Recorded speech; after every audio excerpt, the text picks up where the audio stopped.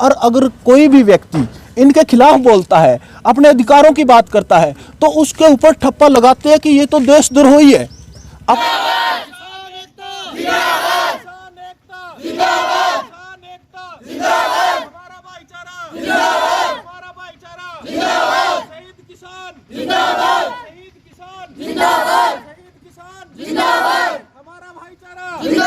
किसान मजदूर एकता, किसान मजदूर कर्मचारी व्यापारी एकता, किसान मजदूर कर्मचारी व्यापारी एकता, काले कानून वापस लो, काले कानून वापस लो, हमारी मांगे पूरी करो, हमारी मांगे पूरी करो, मोदी सरकार। संयुक्त किसान मोर्चे के आह्वान पर हमारे डांगरा की किसान संघर्ष समिति ने जो है भारत बंद के जो उनका आह्वान था उसको चरितार्थ करते हुए हमारे बुजुर्गों ने, नौजवान साथियों ने किसानों के पूर्ण समर्थन में जो है जाम लगाया है। और ये जाम तब तक जारी रहेगा जब तक हमारी मांगे पूरी नहीं होती। किसान संघर्ष समिति का जो आह्वान होता है, हमारा गांव डांगरा, बिडाई खेड़ा, रत्ता खेड़ा, लोहा खेड़ा पूर्ण तरीके से समर्पण से सहयोग कर रहा है। तन मन धन से जो है हम जो है किसान संघर्ष समिति के साथ है। सरकार जो है हमारे 300 से ज़्यादा किसानों की शहादत हो चुकी है, लेकिन जो सरकार है, केंद्र की सरकार हो चाहे हमारे राज्य की सरकार है, अड़ियल रवैया अपनाए हुए है, उनके कान पे जू नहीं रहेगी। लेकिन लोकतंत्र के अंदर जनता मालिक होती है, नेता मालिक नहीं होता।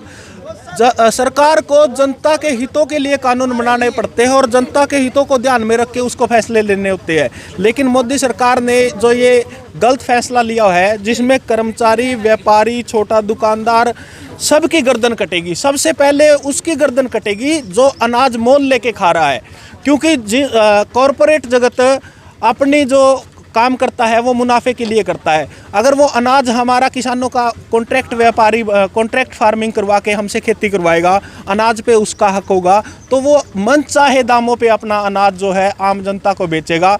और जो अनाज मोल लेके खाएगा वो मरने के कगार पे आएगा, उसकी गर्दन पे छुरा है।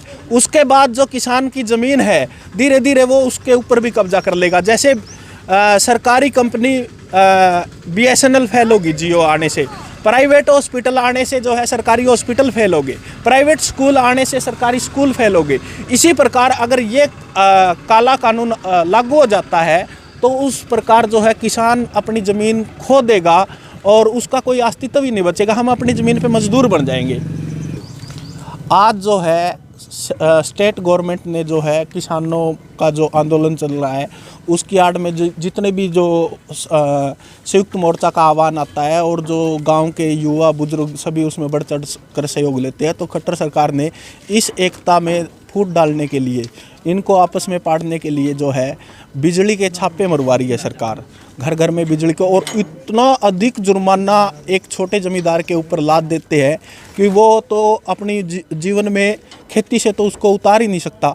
आज जो है बिजली की चोरियां बड़ी बड़ी कंपनियों में, फैक्ट्रियों में हो रही है, तो वहाँ क्यों नहीं छापे मारते? अगर किसी गरीब मजदूर ने अपने बच्चे को पढ़ाने के लिए, उजाला करने के लिए एक तार लगा भी ली, असल में तो हमारे गांव में कोई चोरी नहीं होती, आसपास में के गांव में कोई चोरी नहीं होती, लेकिन बाई चांस मजबूरी में अगर किसी ने लगा ली तो उसके ऊपर इतना जुर्माना लाद दिया जाता है कि वो मजदूरी करके बेचारे, और अगर ना भरे तो कानूनी लीगल नोटिस आ जाते हैं, उसकी कोर्ट में सुनवाई होती है और बेचारे को जेल। इस करके हमारे कितने मजदूर, कितने किसान साथी जो है आत्महत्या कर गए हैं, लेकिन सरकार के ऊपर किसी प्रकार की जू नहीं रहेगी। यह जो सरकार अत्याचारी है।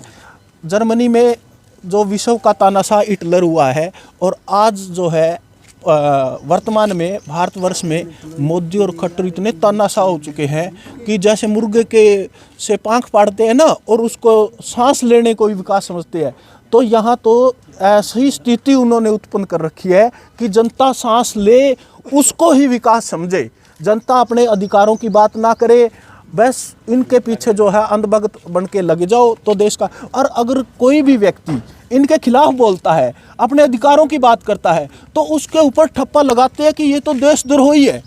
अपने अधिकारों की बात करना कहाँ से देशद्रोही हो गया? इनके अधिकार को, इनकी पेंशन बढ़ानी हो, इनकी तनख्वाह बढ़ानी हो, कैबिनेट में ध्वनिमत से पारित कर देते हैं।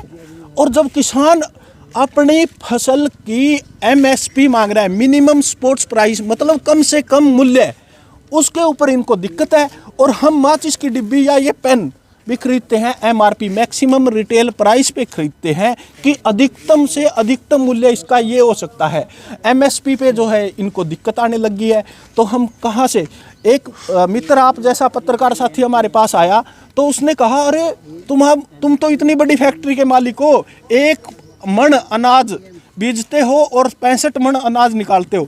लेकिन ये उस पत्रकार बंधु की भी सच्चाई थी कि 1 मन अनाज हम बीजते हैं और 65 मन निकालते हैं। इतनी बड़ी फैक्ट्री होने के मालिक होने के बावजूद सारे किसान भूखमरी के कगार पे है। इनसे कर्जे नहीं, इनसे लड़कियों के ब्याह नहीं हो रहे, आत्महत्या के ऊपर जो है, आत्महत्या के कगार के ऊपर ये लोग पहुंच चुके हैं। और सरकार जो है बिल्कुल ही अपना तानाशाही रवैया, और जब तक सरकार ऐसी तानाशाही रवैया अपनाती रहेगी हम संघर्ष करते रहेंगे और सरकार का ही तख्ता पलट कर देंगे हम।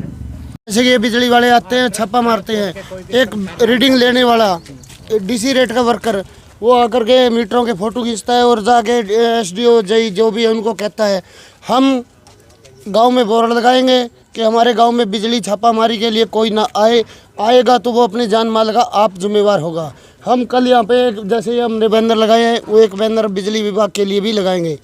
इसमें सरकार के कर्मचारी खुद ही अपने जिम्मेवार होंगे। परेशान करते हैं, हमारे गांव में कोई कुंडी नहीं लगती है, फिर भी ऐसे मतलब बिल नाजायज और जुर्माने वगैरह करते हैं। किसान आंदोलन के अंदर अग्रणी होने के नाते हाँ भाई सरकार के एक अलग अलग रूल है इनके, तो इनकी तो अपने समझ में नहीं आती है के चाहे हैं के करना चाहे हैं। बस ये तो परेशान करना चाहते हैं भैया, किससे भैया आंदोलन टूट जाए।